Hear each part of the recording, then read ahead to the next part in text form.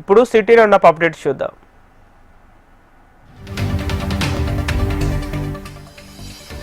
Iceberg organic ice creams నగరంలోని as రావు నగర్లో కొత్త అవుట్లెట్ ఏర్పాటు చేసింది. ఇక ఈ అవుట్లెట్ ను సీనియర్ నటుడు తనికెళ్ల భరణి ప్రారంభించారు. నగరంలో రాబోయే 2-3 నెలల్లో మరిన్ని స్టోర్లు మొదలు పెడతామని కంపెనీ ఫౌండర్ సుహాస్ చెప్పారు. విజయవాడలో కూడా బ్రాంచ్ స్టార్ట్ చేస్తామని, సౌత్ ఇండియా మొత్తం విస్తరించే ప్రణాళికతో ఉన్నట్లు తెలిపారు. ఐస్బర్గ్ ఆర్గానిక్ ఐస్ క్రీమ్స్ 2013 నుంచి ఆర్గానిక్ ఐస్ క్రీమ్ ఇండస్ట్రీలో అగ్రగామిగా కొనసాగుతోందని, 2018లో పూర్తిగా ఆర్గానిక్ విధానంలోకి మారామని పేర్కొన్నారు.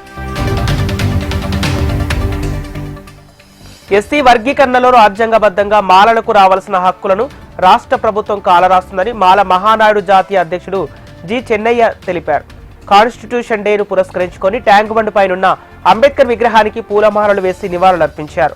మాల మహానాడు నాయకులు ఇంకా వర్గీకరణ ద్వారా రోస్టర్ పాయింట్లలో 15% రిజర్వేషన్లు మాలలకు 5% ఇచ్చారని, కానీ అవి అమలు కావటం లేదన్నారు చెన్నయ్య.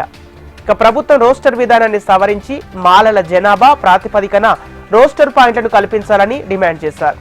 అంబేద్కర్ రాసిన రాజ్యాంగాన్ని మార్చాలని కుట్ర చేస్తున్నారని, అంబేద్కర్ వాదులు ఆ కుట్రను తిప్పికొట్టాలని అన్నారు.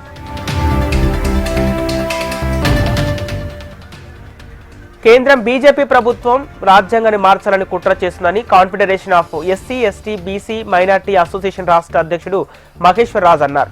కాన్స్టిట్యూషన్ డే సందర్భంగా ట్యాంక్ బండ్ అంబేద్కర్ విగ్రహం ముందు భారత రాజ్యాంగాన్ని చేతపట్టి అంబేద్కర్ కు నివాళులర్పించారు. అంబేద్కర్ రచించిన రాజ్యాంగం స్థానంలో మనువాద శాసనాన్ని తీసుకురావాలని చూస్తున్నారని ఆరోపించారు. రాజ్యాంగం ద్వారా ఎస్సీ, ఎస్టీ, బీసీ, మైనార్టీలు అభివృద్ధి చెందడం అగ్రకులాల నాయకులకు ఇష్టం ఉండదన్నారు. రాజ్యాంగం అంటే ఒక పుస్తకం కాదని, ఒక పవిత్ర గంధం అన్నారు. రాజ్యాంగాన్ని కాపాడుకోవడానికి అందరూ ఏకమై కుట్రలను తిప్పికొట్టాలని మహేశ్వరరాజు పిలుపునిచ్చారు.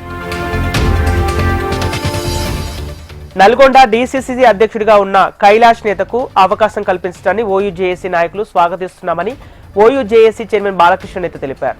ఈ మేరకు ఉస్మానియా యూనివర్సిటీలోని ఆర్ట్స్ కళాశాల వద్ద కార్యక్రమం చేపట్టారు. పున్నా కైలాష్ నేత నియామకాన్ని జీర్ణించుకోలేని కొందరు నాయకులు ఆయనపై తప్పుడు ఆరోపణలు చేస్తూ కాంగ్రెస్ అధిష్టానానికి తప్పుడు లేఖలు రాస్తున్నారని బాలకృష్ణ నేత మండిపడ్డారు.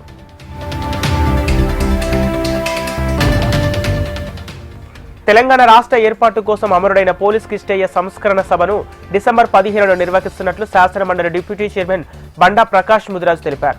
సోమాజిగూడ ప్రెస్ క్లబ్ లో ఇందుకు సంబంధించిన పోస్టర్ను ఆయన ఆవిష్కరించారు.